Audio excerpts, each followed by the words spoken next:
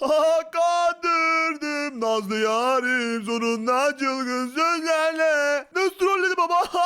Çok komik Tarık, çok komik. Ben sana göstereceğim. Sen görürsün gününü. Bak.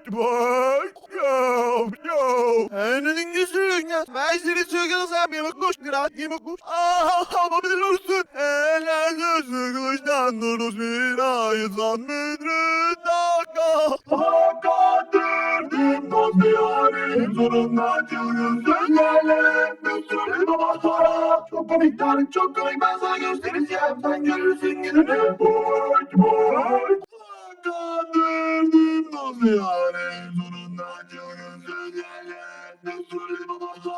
Çok komik Tarık, çok komik. Ben sana göstereceğim. Sen görürsün gününü. Kandırdım nazlı yarim sonunda çılgın sözlerle. Nasıl trolledim baba. Çok komik Tarık, çok komik. Ben sana göstereceğim. Sen görürsün gününü.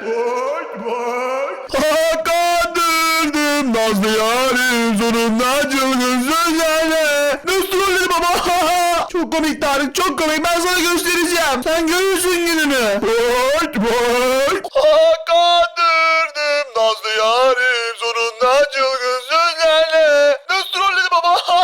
Çok komik Tarık, çok komik. Ben sana göstereceğim. Sen görürsün gününü.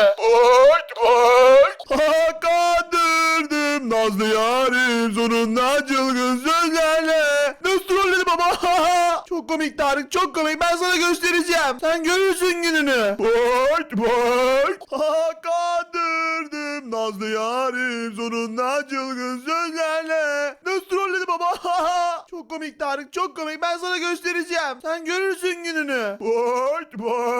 Kandırdım nazlı yarim